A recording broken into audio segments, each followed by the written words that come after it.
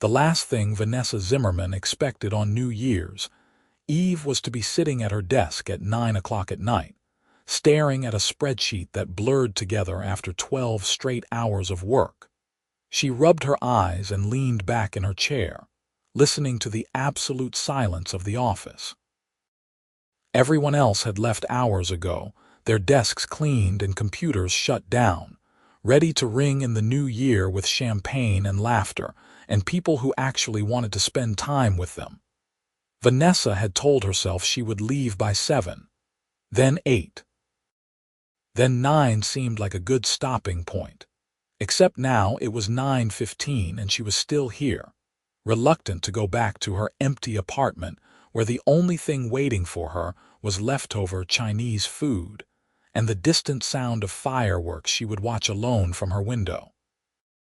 The publishing house where she worked as a senior editor had been her sanctuary for the past 3 years, ever since her engagement had fallen apart, and she had thrown herself into work with the kind of desperate energy that either saved you or destroyed you. She was still trying to figure out which one it had been. The manuscripts piled on her desk were real, tangible things she could fix and improve and send out into the world as beautiful finished books. Her personal life, on the other hand, remained a disaster she had no idea how to edit. She stood up, stretching her arms above her head, and walked to the window. Manhattan stretched out before her, glittering and alive, completely indifferent to her loneliness. The city never slept, never paused, never gave you time to feel sorry for yourself before it moved on to the next moment. She loved it and resented it in equal measure. I thought I was the only workaholic left in the building. Vanessa spun around so fast she nearly knocked over her coffee mug.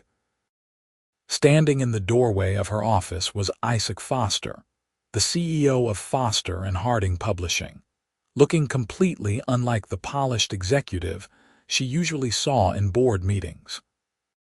He had loosened his tie and rolled up the sleeves of his white dress shirt, and his dark hair was slightly mussed as though he had been running his hands through it. His gray eyes held a mixture of amusement and something else she could not quite identify. "Mr. Foster," she said, hating how breathless she sounded. "I did not know anyone else was still here." "Isaac," he corrected, walking into her office without invitation. "And yes, apparently we are both pathetic enough to be working on New Year's Eve." She felt her face flush.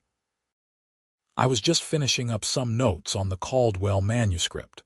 The author wants to make some last-minute changes, and I wanted to get my thoughts organized before we discuss them next week." He picked up the manuscript from her desk, flipping through the pages covered in her neat handwriting. "Margaret Caldwell is lucky to have you.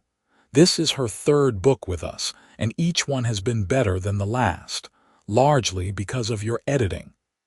Vanessa blinked in surprise. She had no idea Isaac Foster paid attention to the individual editors on his staff.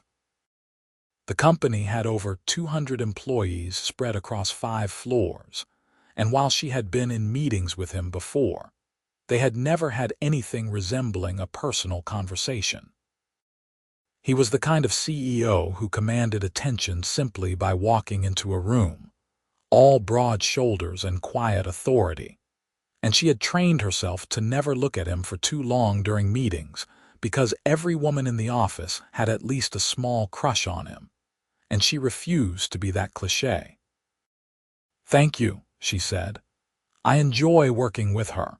Her voice is unique and she is willing to take risks with her storytelling." Isaac set the manuscript down and looked around her office, taking in the overflowing bookshelves, the framed covers of books she had worked on, the small plant someone had given her that she had somehow managed to keep alive. His gaze lingered on a photo tucked into the corner of her bulletin board, a picture of her and her sister at the beach last summer, both of them laughing at something outside the frame. "Why are you really still here?" he asked, turning back to her with an intensity that made her stomach flip. She could have lied, Could have said something about deadlines or workload or dedication to the company. Instead, she found herself telling him the truth. I did not have anywhere else to be. My sister invited me to a party in Brooklyn, but I did not feel like being surrounded by happy couples counting down to midnight. My best friend is spending the holiday with her fiancé's family in Vermont. And I have watched enough New Year's Eve movies to know that going to Times Square alone is basically asking for a panic attack. She laughed, but it came out hollow. So I figured I might as well do something productive with my evening. What about you? I assume the CEO of a major publishing house has better options than working late. Isaac sat down in the chair across from her desk, apparently in no hurry to leave. My mother is at a charity gala in the Hamptons that I did not feel like attending. My sister is in London with her husband and their kids. And I broke up with someone a few months ago, which means all of our mutual friends feel obligated to pick sides at social gatherings. Staying here seemed easier than navigating all of that. There was something vulnerable in his admission, something that made him seem less like an untouchable executive and more like a regular person who sometimes felt lonely too. Vanessa had spent so much time thinking of him as her boss that she had never really considered that he might have his own struggles and disappointments. "That sounds complicated," she said. "It was not a good relationship," he admitted. "I should have ended it much sooner than I did." But there is something terrifying about being in your 30s and starting over, you know.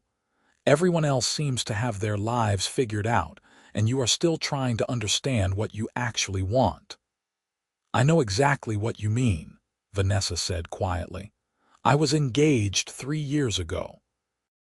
Called it off 2 months before the wedding when I realized I was marrying someone because it seemed like the next logical step, not because I actually loved him enough to spend my life with him. Everyone told me I was making a mistake, that I was throwing away a good thing, that I would regret it. But the only thing I regret is not trusting my instincts sooner." Isaac studied her with those gray eyes that seemed to see more than she wanted to reveal. "That took courage." "It took desperation," she corrected. "I had a panic attack during my final dress fitting and realized I would rather be alone than spend my life pretending to be happy." "And are you? Happy, I mean?" It was such a direct question that Vanessa did not know how to answer it. She opened her mouth, closed it, then finally settled on honesty. "I am working on it. Some days are better than others. Work helps, books help, but I would be lying if I said I had it all figured out." "I think anyone who claims to have it all figured out is either lying or delusional," Isaac said with a slight smile. "Life is messy and complicated and never goes according to plan. The best we can do is keep showing up and trying." A comfortable silence fell between them, the kind that usually only existed between people who knew each other well. It felt strange and natural at the same time. Outside the window, the city continued its relentless pulse, car horns and distant sirens and the hum of millions of people living their lives. "Are you hungry?" Isaac asked suddenly. "I was going to order food since I doubt either of us has eaten anything substantial today." Vanessa realized he was right. She had grabbed a granola bar around 3 and called it lunch, too focused on work to think about actual meals. "I could eat," she admitted. He pulled out his phone. "What do you like, Thai, Italian? There is a great Mexican place that delivers." "Anything is fine with me. I am not picky." "That is what people say when they are being polite. Tell me what you actually want," she laughed despite herself. "Okay, fine. Thai sounds amazing. Green curry with chicken and a side of spring rolls." Isaac called in the order, adding pad Thai and drunken noodles for himself, along with extra spring rolls and an order of mango sticky rice. When he hung up, he looked at her with a mischievous expression. The food will be here in 40 minutes. Want to do something potentially ill-advised? That depends on what you are suggesting. Follow me.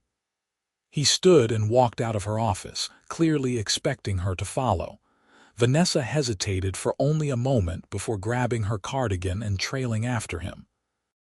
He led her down the hallway to the elevator, pressing the button for the top floor where the executive offices were located.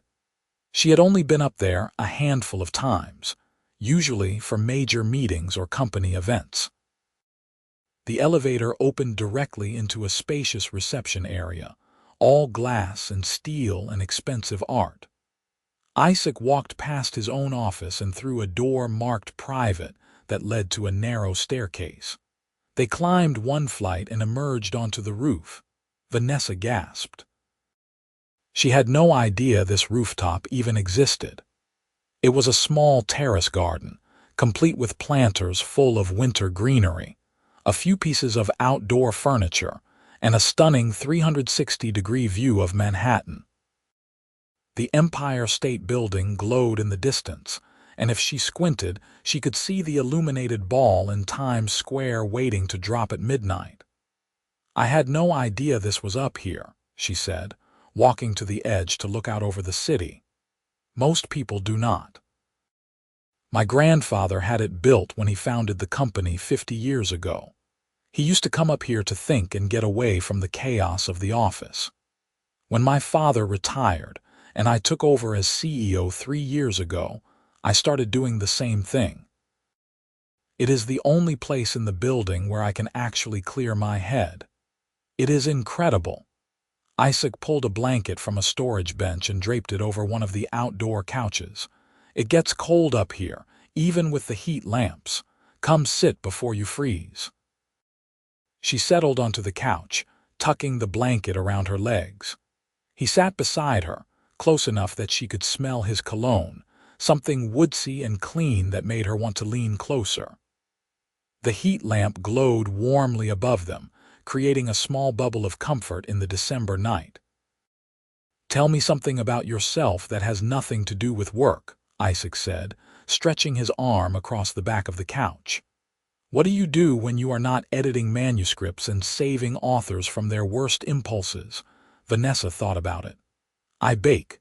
Bread mostly." There is something meditative about kneading dough and watching it rise and transform into something delicious. I have been working my way through different sourdough recipes for the past year. That is very impressive. I can barely make toast without burning it. Somehow I doubt the CEO of a major publishing house is incompetent in the kitchen. You would be surprised. I am excellent at making reservations and ordering takeout. Actual cooking remains a mystery." He paused. "What else? What are you reading right now that is not for work?" "I just finished a biography of Sylvia Plath. Before that, I reread all of Jane Austen because sometimes I need the comfort of stories where everything works out in the end, even if the path there is complicated. And I have a stack of mysteries on my nightstand that I am working through." "Mysteries? I would not have guessed that. I like trying to figure out who did it before the detective does. It is like a puzzle. Plus there is something satisfying about a genre where justice usually prevails and loose ends get tied up neatly. Real life is rarely that clean." Isaac nodded thoughtfully. "I mostly read whatever we are publishing. It feels strange to read books from other houses when I should be supporting our own authors. But when I do read for pleasure, I gravitate toward history and biography. I like learning about how people lived and what they believed and how they navigated their circumstances." "That makes sense. You are trying to understand the human experience through other people's stories." "Exactly." He looked at her with approval, as though she had passed some kind of test. "Not many people get that. They think it is dry or boring, but I find it fascinating." They talked for another 30 minutes, the conversation flowing easily from books to travel to childhood memories. Vanessa learned that Isaac had grown up in Connecticut, the oldest of 3 children. and that he had never actually wanted to go into publishing until he spent a summer working at his grandfather's company during college and fell in love with the process of bringing stories into the world. He learned that she had grown up in Pennsylvania, that her parents were both teachers, and that she had always been the kid who read under the covers with a flashlight long after bedtime. When his phone buzzed with a text from the delivery driver, Isaac went downstairs to get the food while Vanessa stayed on the roof, marveling at how strange and wonderful this night had become. She had started the evening feeling sorry for herself, and now she was sitting on a private rooftop with a man she found increasingly interesting, waiting for Thai food and watching the city sparkle below. Isaac returned with bags of food and a bottle of wine he had apparently retrieved from somewhere in the building. "I have no idea if this is any good. Someone gave it to me as a gift, and I have been saving it for a special occasion. New Year's Eve on a rooftop seems appropriate." They spread out the food containers on a small table and ate with plastic forks, laughing at the absurdity of having a picnic in December. The green curry was perfect, spicy and rich, and exactly what Vanessa needed. Isaac declared his pad thai acceptable, but said his drunken noodles were better, offering her a bite that she took directly from his fork without thinking about how intimate the gesture was. "This is officially the weirdest New Year's Eve I have ever had," she said, reaching for a spring roll. "But also maybe the best. Better than being alone in your apartment with leftover Chinese food, significantly better. Better than going to a party where I would have to make small talk with strangers and pretend to be having fun too. I will take that as a compliment." Isaac poured more wine into her cup. "I have to say, Vanessa Zimmerman, you are not at all what I expected." "What did you expect?" "I do not know. You are always so professional in meetings. Prepared and competent and slightly intimidating if I am being honest. But up here, you are different. More relaxed, more yourself." "That is because in meetings I am terrified of saying something stupid in front of the CEO," she admitted. "Do you have any idea how intimidating you are? You walk into a room and everyone immediately sits up straighter and starts second-guessing everything they were about to say." Isaac looked genuinely surprised. "I did not realize I had that effect." "Trust me, you do.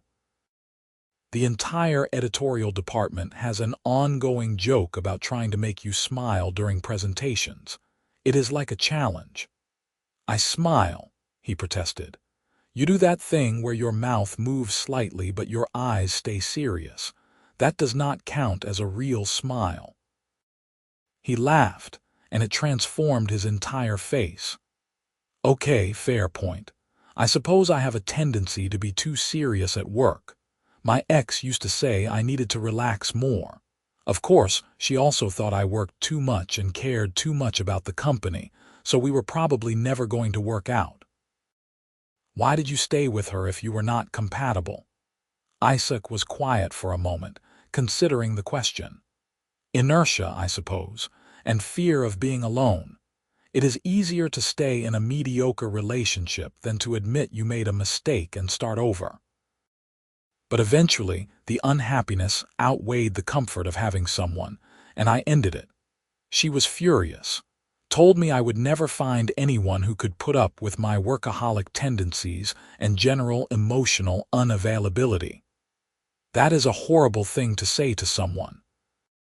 She was not entirely wrong, though. I do work too much. I do have trouble opening up to people. It is something I am trying to work on."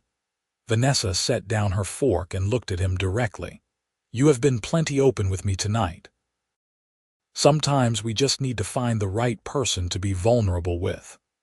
Their eyes met and held, and Vanessa felt something shift in the air between them. It was not just attraction, although she could no longer deny that she found him incredibly appealing. It was recognition, the sense that she was seeing him clearly for the first time and he was doing the same with her. "I am glad you were here tonight," Isaac said quietly. I was dreading spending New Year's Eve alone. Me too, she admitted. This has been unexpectedly wonderful. They cleaned up the food containers and Isaac opened the mango sticky rice, insisting they split it. Vanessa had never been a huge fan of the dessert, but sharing it with him on a rooftop under the stars made it taste like the most delicious thing she had ever eaten. His knee brushed against hers and neither of them moved away. Can I ask you something personal? Isaac said. After everything we have talked about tonight, I think personal questions are allowed. When you called off your engagement, did you have doubts? Moments where you thought maybe you made a mistake? Vanessa nodded. All the time, especially at first, I would see couples and wonder if I had given up on something good just because I was scared. But then I would remember how I felt in that relationship. Like I was playing a role instead of being myself. Like I was constantly trying to be the person he wanted instead of the person I actually was. And I knew I made the right choice, even if it was the harder one. How long did it take before you stopped second-guessing yourself? Honestly. About a year, but it was worth it. I would rather be alone and authentic than partnered and pretending. Isaac nodded slowly. That makes sense. I think I have been so focused on building this company and living up to my family legacy that I forgot to think about what I actually want from my personal life. I just kept checking boxes. Successful career, check. Serious relationship, check. Nice apartment, check. But none of it made me happy because I was not building a life that actually fit me. So what do you want? Vanessa asked. If you could build the perfect life without worrying about anyone else's expectations, he thought about it, really considered the question. I want work that matters and challenges me, which I have. I want deep connections with people who understand me, which I have been struggling to find. I want someone to share my life with who accepts all the parts of me, even the difficult ones. I want to wake up excited about the day ahead instead of going through the motions. And I want to stop feeling like I have to be perfect all the time, like any vulnerability is a weakness. That does not sound like too much to ask, Vanessa said softly. What about you? What is your perfect life? She pulled the blanket tighter around her shoulders. Similar things, I think. Meaningful work, which I have. Real relationships, which I am working on.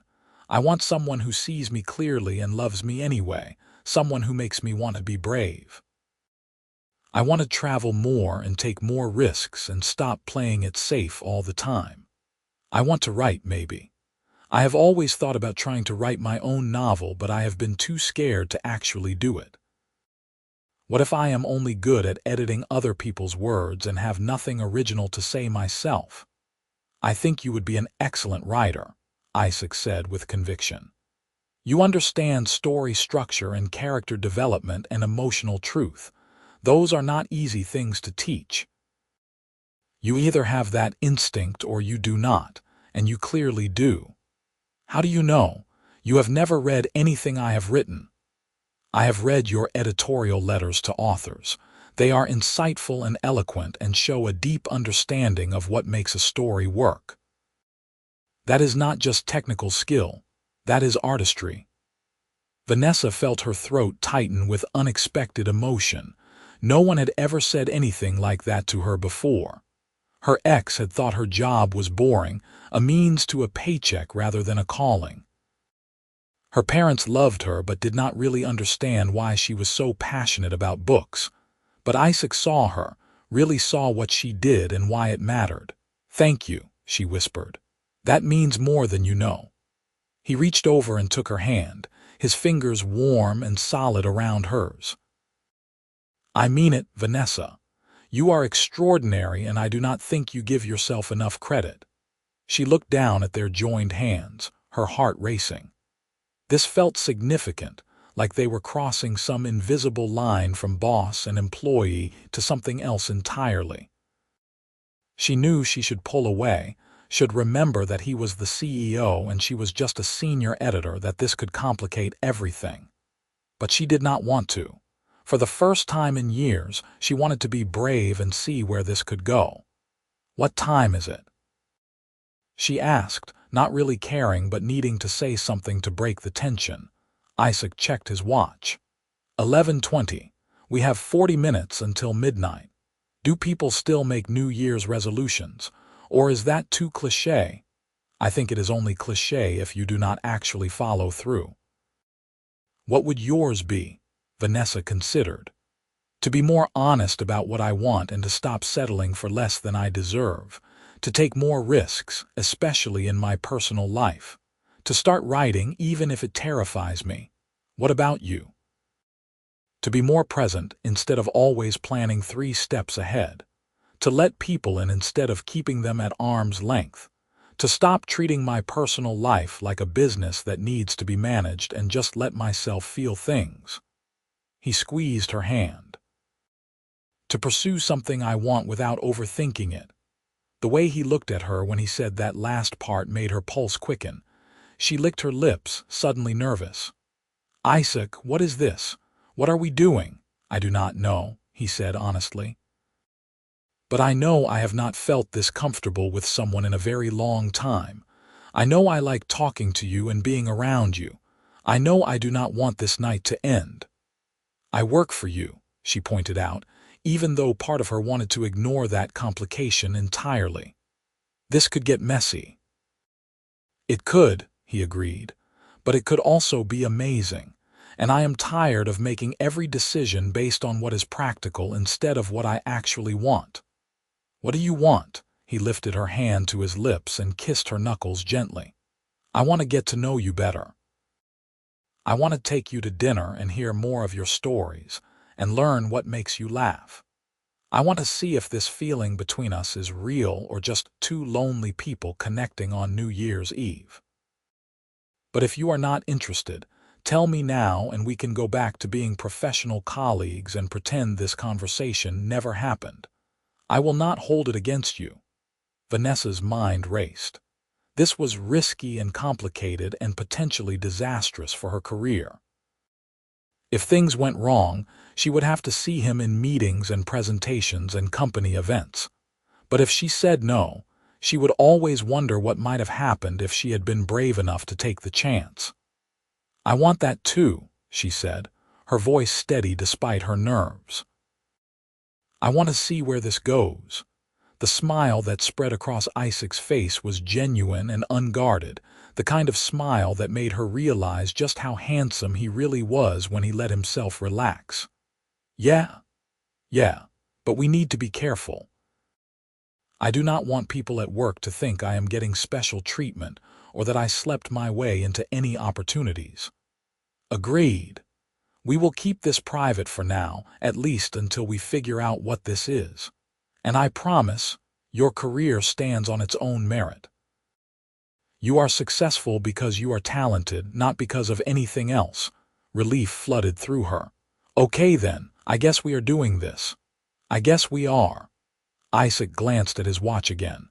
20 minutes until midnight. How should we spend it? Tell me something else about you." "Something nobody knows." He leaned back against the couch, still holding her hand. "I wanted to be a teacher when I was younger, specifically a high school English teacher.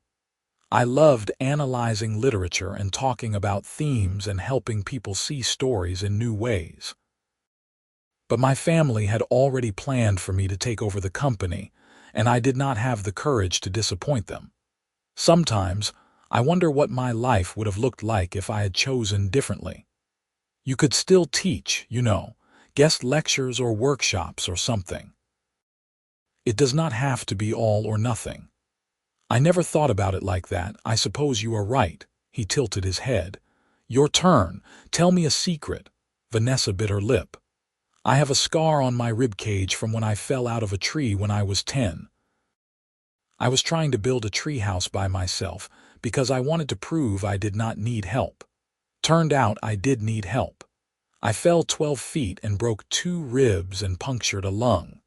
Spent a week in the hospital and my parents were furious. But the worst part was feeling like a failure, like I could not do something by myself. That is a heavy burden for a 10-year-old to carry. I think I have been trying to prove I can handle everything alone ever since. Which is probably why I throw myself into work and have trouble asking for help and stayed single for so long after my engagement ended. Maybe this year can be about learning to let people in, Isaac suggested gently. Maybe it can. They sat in comfortable silence, watching the city lights and listening to the distant sounds of celebration starting to build as midnight approached. Vanessa felt utterly content, more at peace than she had been in months. This strange, unexpected evening had turned into something magical. 15 minutes, Isaac said quietly. Are we really going to do the midnight kiss thing? Vanessa asked, trying to sound casual even though her heart was hammering. Only if you want to, no pressure. She turned to look at him fully, taking in his strong features and kind eyes and the slight nervousness in his expression that told her he was just as affected by this as she was. I want to. Good, he breathed. Because I have been thinking about kissing you for the last hour and it has been extremely distracting, Vanessa laughed. Only an hour. I have been thinking about it since we sat down on this couch. Really? He looked genuinely pleased. Really? You are very attractive when you are not being intimidating, CEO Isaac Foster. I am going to take that as a compliment even though I am not sure it is one. It definitely is. They fell into easy conversation again, talking about everything and nothing, the words flowing effortlessly between them. Isaac told her about his niece and nephew in London who he missed terribly. Vanessa told him about her sister's wedding next fall and how nervous she was about being maid of honor. They debated whether pizza or tacos were the superior food and whether summer or fall was the better season and what book they would want on a desert island.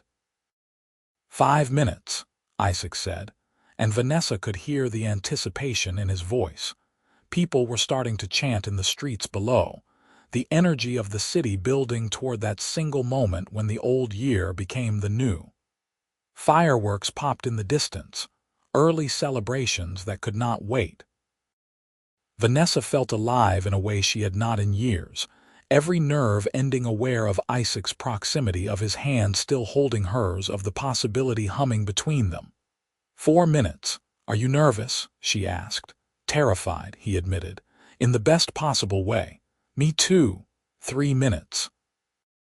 Isaac shifted closer, and Vanessa turned toward him, tucking one leg under her. They were face to face now, close enough that she could see the flecks of darker gray in his eyes, close enough that she could feel his breath. 2 minutes. I am really glad you did not leave tonight, he said softly. I am really glad we both decided to stay. Me too. This is already the best New Year's Eve I have ever had. It is about to get better. 1 minute. The city erupted into sound, people shouting and cheering and counting down together. Isaac and Vanessa joined in, their voices mingling with the chorus of thousands. 10, 9, 8. His free hand came up to cup her face, his thumb brushing her cheek. 7, 6, 5. She leaned into his touch, her heart so full she thought it might burst. 4, 3, 2. Their lips were inches apart, the anticipation almost unbearable. 1. Happy New Year.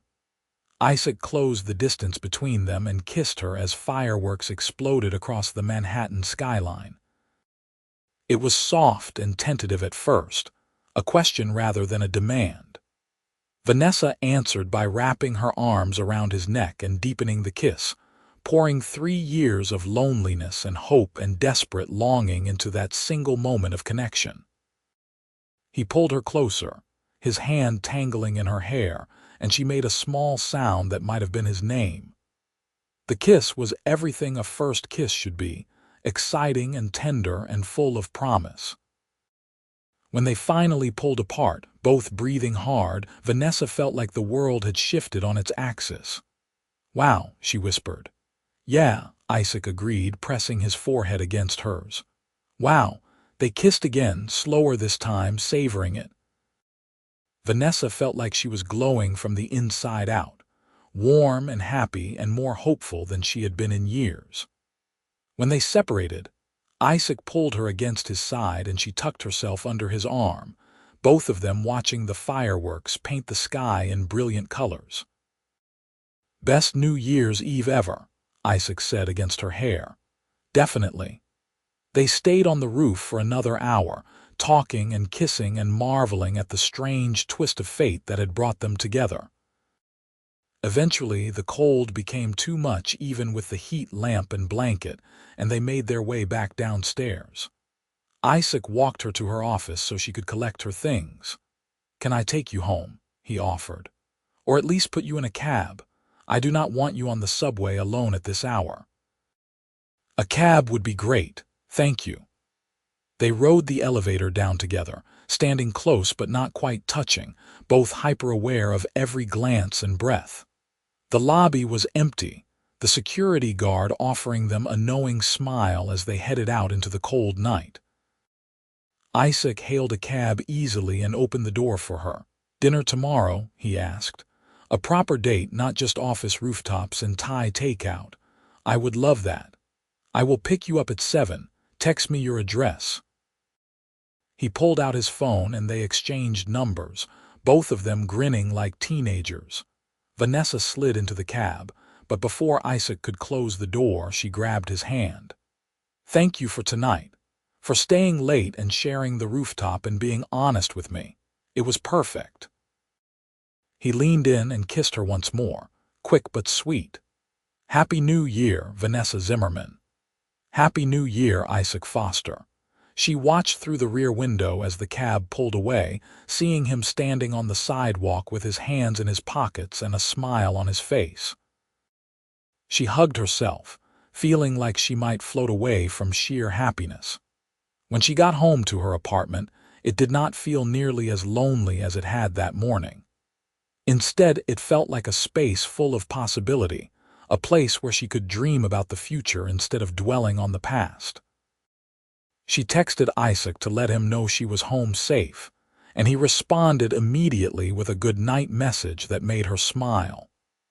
Vanessa changed into pajamas and climbed into bed, still too wired to sleep despite the late hour. She kept replaying the evening in her mind, the conversations and kisses and the feeling of being truly seen by someone who mattered. Her phone buzzed with another text. "Still awake. I cannot stop thinking about you." She typed back quickly. "Wide awake. Tonight was incredible. Tomorrow cannot come fast enough. Sweet dreams, Vanessa." She fell asleep with her phone clutched in her hand and a smile on her face, dreaming of rooftops and fireworks and gray eyes that looked at her like she was something precious. The next morning, Vanessa woke up convinced that she had imagined the entire evening. But then she saw the text messages on her phone and the jacket she had been wearing that still smelled faintly of Isaac's cologne, and she knew it was real. She spent the day in a pleasant haze, cleaning her apartment and doing laundry and trying on half her wardrobe, before finally settling on a dark green dress that made her feel confident and beautiful. Isaac picked her up at 7 sharp, looking devastating in dark jeans and a charcoal sweater that made his eyes even more striking. He brought her flowers, white roses that he admitted he had spent 30 minutes picking out at the florist. "You look beautiful," he said, his gaze warm and appreciative. "You clean up pretty well yourself." He took her to a small Italian restaurant in the West Village. The kind of place with checkered tablecloths and candles in wine bottles and food that tasted like someone's grandmother had been cooking all day. They talked for 3 hours, picking up conversations from the night before and starting new ones. Vanessa learned that Isaac played piano and could speak conversational French, and had once spent a summer backpacking through Southeast Asia. He learned that she was terrified of spiders, had a terrible sense of direction, and could quote entire passages from her favorite books from memory. "How are we going to handle this at work?" Vanessa asked over tiramisu they were sharing. "I do not want to sneak around, but I also do not want to deal with office gossip or accusations of favoritism." "I have been thinking about that," Isaac said. "I want to be with you, Vanessa. I know it has only been 2 days, but I have never felt this way about someone so quickly. But I also respect that your career is important and I do not want to jeopardize it. So I think we should keep this between us for now, at least for a few months, until we figure out where this is going. And if it becomes serious, we will talk to HR and make sure everything is handled properly." "That sounds reasonable. I can do discreet, can you?" He raised an eyebrow teasingly. "Because I have a feeling I am going to want to kiss you in the office constantly, and that is going to be very difficult to hide." She laughed. "You are going to have to control yourself. Besides, you are so serious in meetings that nobody will suspect a thing. I am going to try very hard to make you break your professional composure," he warned. "Just wait." "Is that a challenge?" "Absolutely." They left the restaurant hand in hand, walking through the village just to be together longer. Isaac kissed her goodnight on her doorstep, a long, slow kiss that left her breathless and wanting more. But he pulled away with obvious reluctance, promising to call her the next day. The following weeks fell into a pattern that made Vanessa happier than she had been in years. They saw each other several times a week, always outside of work, always careful to keep their relationship private. Isaac took her to museums and concerts and quiet dinners where they could talk for hours. They spent a Sunday afternoon at his apartment cooking together, which mostly involved Vanessa teaching him how to make pasta from scratch, while he distracted her with kisses. She introduced him to her sister, who immediately approved and texted Vanessa later to say that Isaac was clearly crazy about her. He told his mother about her, which felt significant and terrifying in equal measure. At work, they were scrupulously professional. They acknowledged each other politely in meetings and kept their interactions brief and businesslike. But sometimes, Vanessa would catch Isaac watching her from across the conference room with a small smile, and she would have to look away before anyone noticed the flush creeping up her neck. Once he sent her an email about a manuscript that ended with, "You are brilliant and I cannot stop thinking about you." And she had to step away from her desk to calm her racing heart. 2 months into their relationship, Isaac asked her to spend the weekend at his family's house in Connecticut. His sister was visiting from London with her family, and he wanted Vanessa to meet everyone. She was nervous but agreed, and the weekend turned out to be wonderful.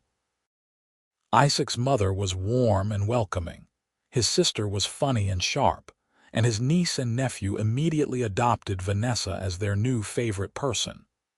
Watching Isaac play with the kids, patient and goofy and completely present, made Vanessa fall even harder for him. On the drive back to the city Sunday evening, Isaac reached over and took her hand. "That went well, I think. Your family is amazing. Your mom kept showing me embarrassing photos of you as a kid. I saw that. I am going to have words with her about that. Do not you dare." "I loved every second of it. Did you see the one where you had braces and that terrible haircut?" "I was 13. Everyone looks terrible at 13. Vanessa laughed. "You were adorable. And your niece is obsessed with you. She told me you are the best uncle in the world." "Emma is biased, but I will accept the compliment. What did my sister say to you when I was outside with James?" "She said you seem happier than you have been in years, and that I am good for you. She also threatened to hunt me down if I hurt you, which I respect." Isaac squeezed her hand. "I am happier, because of you. The past 2 months have been the best I can remember. I know we agreed to keep this quiet at work, but I have been thinking that maybe it is time to tell HR, make this official. Vanessa's heart skipped. Really, really. I am serious about you, Vanessa. I am in love with you, actually. I wanted to wait to tell you until I was sure, but I am sure. I love you and I want to build a real future with you, which means not hiding anymore. She turned to look at him, seeing the vulnerability and hope in his expression. I love you too. I have for weeks now, but I was afraid to say it first. He pulled the car over onto the shoulder of the highway, ignoring the honking horns behind them, and kissed her thoroughly. When they separated, both grinning like idiots, he cupped her face in his hands. Say it again. I love you, Isaac Foster. I am never going to get tired of hearing that. They talked to HR the following week, explaining their relationship and making sure everything was documented properly.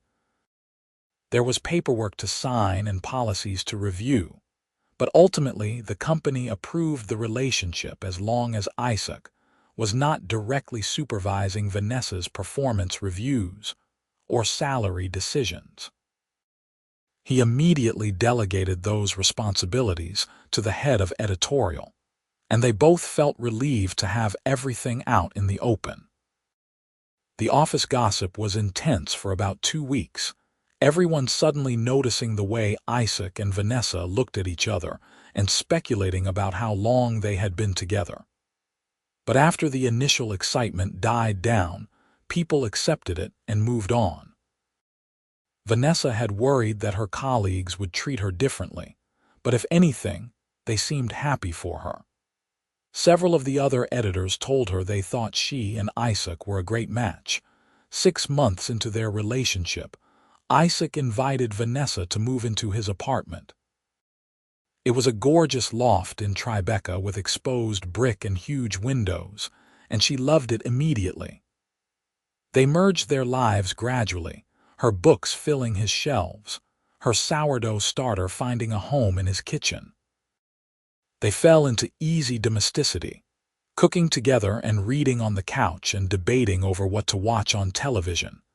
Vanessa started writing her novel, working on it early in the mornings before heading to the office. Isaac read every chapter as she finished it, offering encouragement and insight without trying to edit her voice. When she got stuck, he would take her for long walks or cook her favorite meal, or simply sit beside her in companionable silence until the words started flowing again. A year after their New Year's Eve rooftop encounter, Isaac took Vanessa back to that same spot. He had decorated it with string lights and candles, and soft music played from hidden speakers. There was champagne chilling in a bucket and the same Thai food they had eaten that first night. I wanted to recreate the best night of my life, he said, pulling her close. The night I found you in the office and everything changed. Vanessa wrapped her arms around his waist, overwhelmed with love for this man who saw her so clearly and loved her so completely. It changed everything for me too. I have something to ask you, Isaac said, and Vanessa's breath caught as he dropped to one knee. Vanessa Zimmerman, you are the most extraordinary person I have ever met. You are brilliant and kind and brave, and you make me want to be better every single day. I love you more than I thought it was possible to love anyone. Will you marry me? He opened a small box to reveal a stunning emerald-cut diamond ring that caught the light from the city below. Vanessa's vision blurred with happy tears. Yes, she said, her voice breaking. Yes, absolutely yes. He slid the ring onto her finger and stood, lifting her off her feet as he kissed her. The city sparkled around them, millions of lights celebrating their joy, and Vanessa felt like the luckiest person in the world. They were married 6 months later in a ceremony at the Connecticut house where Isaac had grown up. It was small and intimate, just family and close friends, exactly what they both wanted. Vanessa's sister was her maid of honor, and Isaac's best friend from college was his best man. When they exchanged vows, promising to love and support each other through whatever life brought, there was not a dry eye in the room. The reception was in the garden, with fairy lights strung through the trees and a band playing under the stars. Vanessa danced with her father, with Isaac's father, and finally with her new husband, who held her like she was the most precious thing in existence. "Have I told you today that you are the most beautiful bride in the history of brides?" Isaac murmured against her ear. "At least 6 times, but I am happy to hear it again. You are stunning, and I cannot believe I get to be married to you. The feeling is very mutual, Mr. Foster." He spun her in a circle, both of them laughing. "I love you, Mrs. Foster. I love you too." A year into their marriage, Vanessa finished her novel. Isaac read the final draft in one sitting, staying up until 3 in the morning because he could not put it down. When he finally closed the laptop, he found her in their bedroom and told her it was the best thing he had ever read. "I am not just saying that because you are my wife," he insisted. "It is genuinely incredible. We need to publish this." "I do not know if it is good enough," Vanessa said nervously. "What if people hate it? They are going to love it, I promise you." Foster and Harding published her book 10 months later, with a different editor handling the manuscript to avoid any appearance of impropriety.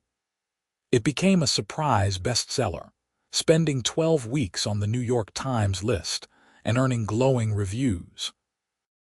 Vanessa did interviews and book signings, and discovered that she loved connecting with readers who resonated with her story.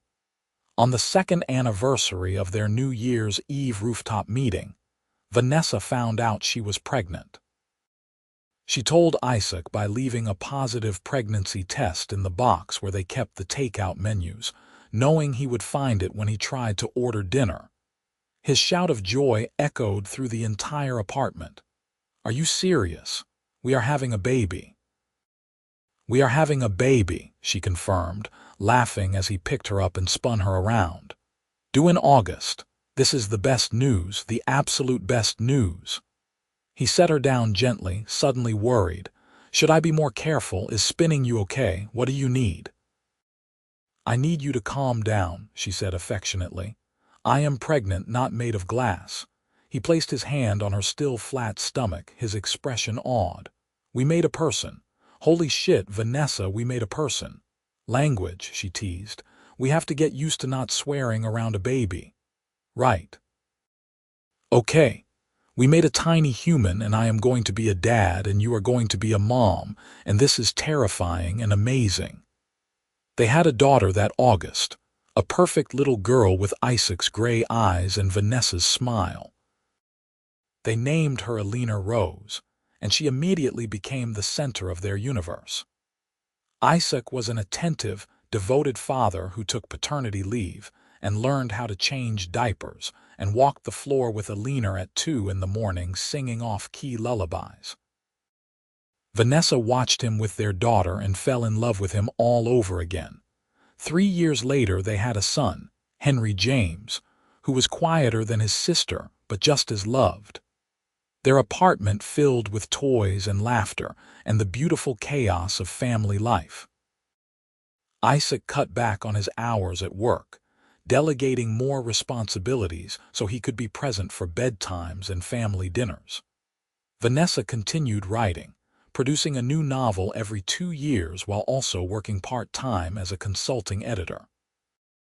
On New Year's Eve, 5 years after that first magical night, they stood on their rooftop terrace while their children slept inside with a babysitter. Isaac pulled Vanessa close, and they watched the fireworks explode over the city where they had fallen in love. "You remember?" he asked softly. "Every single detail. It was the night that changed everything.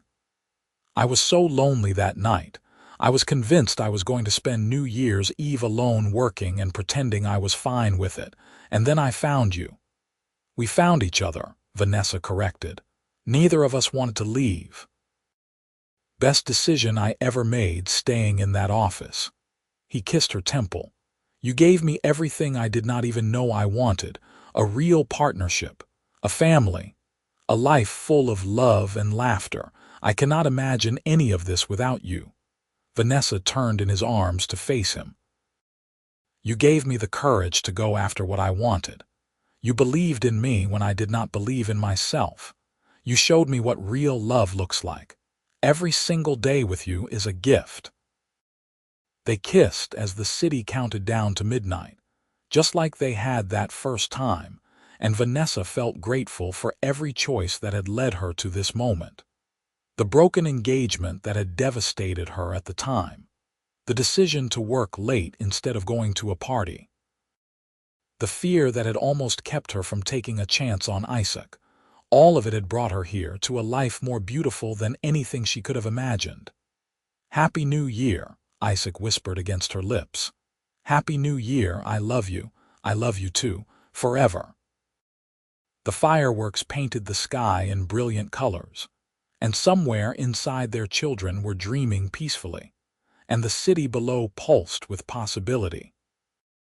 Vanessa held tight to her husband, the man she had found in an empty office on New Year's Eve, and knew that she had everything she had ever wanted and so much more. Their story had started with two people too afraid to go home, and it had become a love that would last a lifetime.